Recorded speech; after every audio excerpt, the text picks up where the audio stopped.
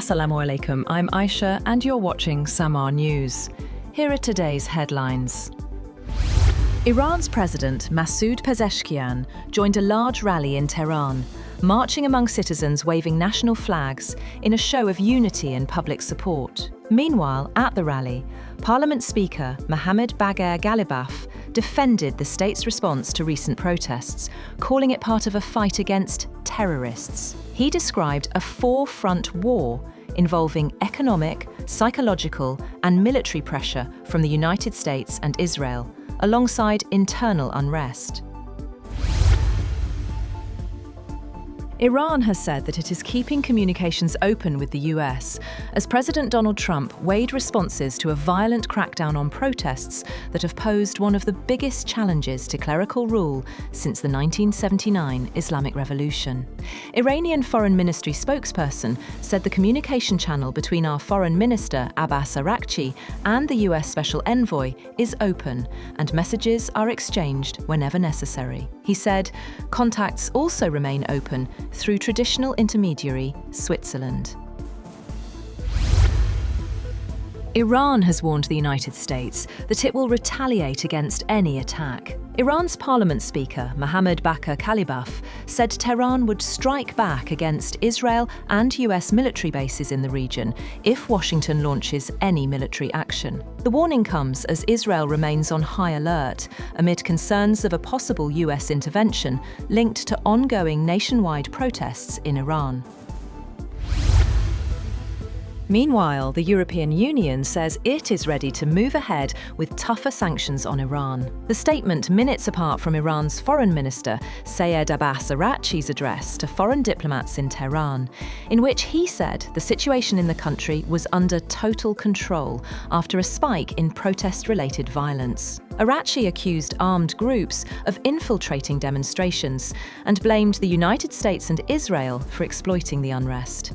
He said internet access would be gradually restored and that the government was engaging protesters and merchants to address economic grievances.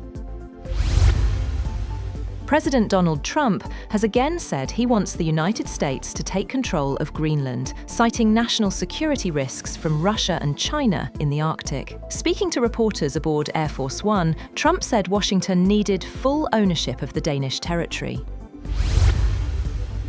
NATO chief Mark Rutte has said that member states are working on the next steps to collectively protect the Arctic. Speaking in Zagreb, Rutte said NATO has already discussed joint mechanisms to keep the Arctic stable and is now moving toward concrete actions. Meanwhile, the European Union has warned that any US military takeover of Greenland would spell the end of NATO. European Defence Commissioner Andrius Kubilius said the EU could help secure Greenland if Denmark requests assistance. A truck ploughed into a crowd gathered in Los Angeles to show support for Iranian protesters. The KNBC news outlet reported that hundreds of people marched in Westwood, a Los Angeles suburb. It was not clear if there were any injuries. Norway has announced a $400 million support package for Ukraine. Norwegian Foreign Minister Espen Barth Eide said half the funds would go toward urgent power grid repairs and gas purchases as Ukraine battles severe winter conditions. He also called for increased sanctions pressure, saying Russia has failed to meet its strategic goals. Washington's newly appointed ambassador to New Delhi, Sergio Gore, has said that India and the US will discuss trade issues in their next call scheduled for Tuesday, at a time when failure to secure a trade deal has roiled their ties and pushed the rupee to a record low. He said India will also be invited to join Pac Silica next month, referring to a US-led initiative to build a silicon supply chain from critical minerals to semiconductors and AI. German Chancellor Friedrich Merz has floated the possibility that the European Union and India can sign a free trade agreement as early as the end of this month, after he met Indian Prime Minister Narendra Modi. Merz said during a visit to Ahmedabad that the presidents of the European Commission and European Council would travel to India at the end of January to sign the agreement if it is finalised by then. Indian Trade Minister Piyush Goyal said an agreement was almost at its final stages.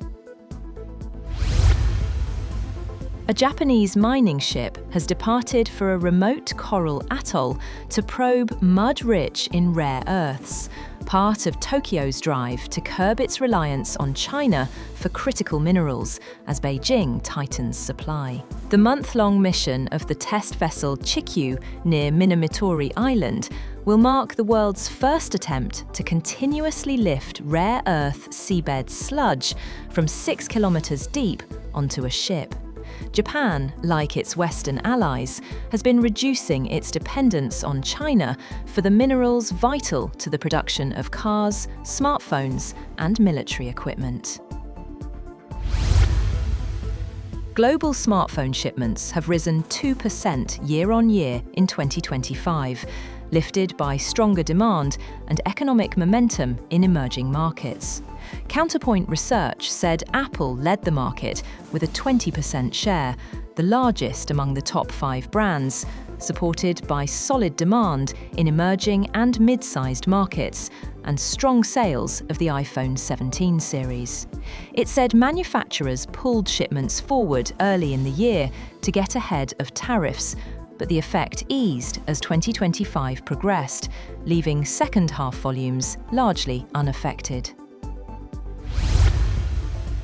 Gold prices have surged about 2% to an all-time high of $4,600 per ounce, while silver also set a new record as a criminal probe by the Trump administration into Federal Reserve Chair Jerome Powell sent investors scuttling back into the safe haven.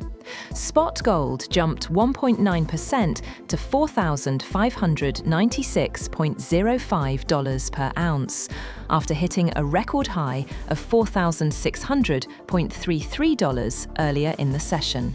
US gold futures for February delivery gained 2.3% to $4,606.20. And France has announced a new 10-month voluntary national military service for young people aged 18 to 25, with the first recruits starting in September. The programme was unveiled by President Emmanuel Macron and aims to strengthen national resilience as Europe reassesses its security amid uncertainty over US commitments and Russia's posture. About 3,000 participants will join the armed forces this year, rising to 10,000 annually by 2030, with roles ranging from disaster response to security and technical support. That's all for now. For more updates, visit www.samaa.tv. Thank you for watching Samaa News.